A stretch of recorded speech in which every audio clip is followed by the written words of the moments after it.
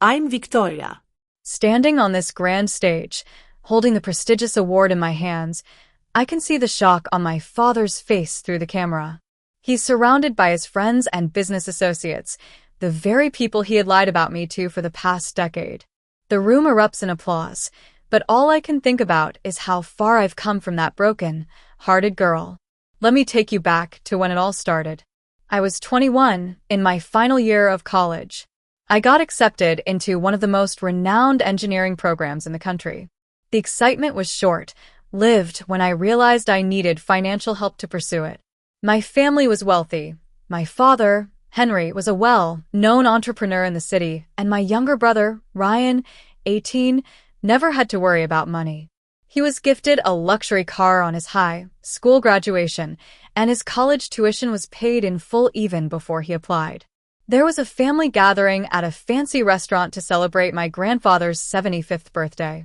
Everyone was in high spirits, and I thought it was the perfect moment to ask my father for help. I approached him nervously, touched his arm, and asked if we could talk privately. With a cold smile, he said, "Whatever it is, say it here. We're all family." I took a deep breath and told him about my acceptance, the amazing program, and how it was my lifelong dream. I hoped that he would support me as he did Ryan. He just stared at me and then burst into laughter. "You think you deserve the same as your brother? Ryan is going to carry on the family name. You're a girl. You'll get married and settle down. Why would I waste money on something you won't even use?" I felt the humiliation wash over me as all the relatives at the table turned to look. I pleaded with him to talk privately, but he only got louder. "If you want money, go earn it yourself. Ryan knows his place, but you seem lost." My brother just looked down at his phone, pretending not to hear, and my mother, Emily, sat there silently, her eyes fixed on her plate. That night, I was thrown out of the house with a beaten-up suitcase and a little cash in my pocket. It was pouring rain, and I stood on the porch, watching as the door locked behind me. I felt so alone. In the following days, my father sent me an email. "Victoria, you were born a girl. That's your fate.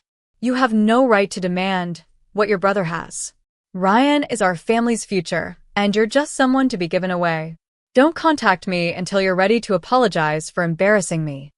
I was heartbroken but saved the email as evidence. After that, my mother called me secretly when my father was out. She was crying, saying she loved me but was too afraid to stand up to him. She also whispered that my father was telling people I had mental problems, and that's why I left home. I didn't believe it at first, but soon my relatives started calling, asking if I was getting treatment. I had two choices: fight back and expose his lies, or stay silent and prove myself through my work. I was young, with no money or reputation, so I chose the latter. I took out loans, applied for scholarships, and worked 2 part-time jobs. During my second year of college, I met Professor Olivia, a legend in the engineering field. She recognized my talent and offered me an unpaid internship at her studio. She told me, "Success is the best way to answer those who doubt you." Over the next 10 years, I worked tirelessly. I graduated with honors, worked my way up from a junior engineer at a small firm to an associate director at a prestigious one. My name was on important projects, and I was invited to conferences. But my father never stopped spreading lies about me. One day, I received a wedding invitation from Ryan. It was a beautiful card, but there was no personal note. It listed my parents as the groom's parents, with no mention of me as his sister. My mother called and begged me to come, but also asked me not to embarrass my father. I decided to go. The wedding was at an exclusive country club. When I entered, my father acted as if I was a stranger. During the reception, I overheard him telling a friend that I was still unstable but getting a bit better with medication. It was so painful to hear him lie right in front of me. Near the end of the reception, my mother secretly gave me a USB drive. She said it had all of my father's emails and texts, every lie he had spread about me over the past 10 years. She had copied them because she saw the way he ignored me at the wedding and hoped I could use this to expose the truth one day. When I got back to my apartment, I was terrified to open the drive. There were so many files, and one email in particular made me realize he had not only lied about me, but also actively sabotaged my career. He had convinced a potential client not to hire me by saying I was mentally unstable. I was lost, not knowing what to do. Then I met with Professor Olivia. She told me about when she won her first major award and how her father had spread lies about her. She said, "Keep winning, and the truth will speak for itself." And she also mentioned that I was on the short list for the biggest award in our industry. 6 months later, I got the official nomination email. The award ceremony would be broadcast live to hundreds of thousands of viewers. Ryan texted me to tell me that my father was hosting a watch party for the ceremony, and none of his guests knew I was nominated. On the day of the ceremony, standing backstage, I was terrified. Professor Olivia was by my side, holding my hand and saying, "The truth just needs you to live it."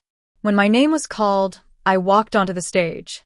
Looking into the camera, I knew exactly what to say. Thank you to everyone who believed in me.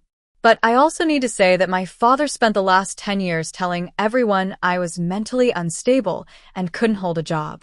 This is an email he sent me when I asked for help with my education. I read the email and continued. "I'm not unstable. I'm standing here because I earned it. I was born a girl, but that doesn't make me any less worthy. This is the truth." The room erupted in applause. My speech went viral, and the next day, I started receiving apologies from relatives and former colleagues who had believed my father's lies. My father's friends confronted him after the ceremony. He had no answer. My mother decided to file for legal separation. She started therapy and got a part-time job. Ryan and I had our first real conversation. He apologized for being a coward and said he would make sure his daughter never felt the way I did. My father sent me an email blaming me for ruining his reputation and demanding a public retraction. I replied, telling him the truth would always stand, and I blocked him. 3 months after the ceremony, my father's business started to suffer. Partners left, and his influence in the community dwindled. 1 year later, I became a partner at my firm, not because of the viral speech, but because of my hard work. I've learned that my worth doesn't depend on his apology, and my success is about proving myself right. I hope my story can inspire those who've been told they're not good enough to keep fighting.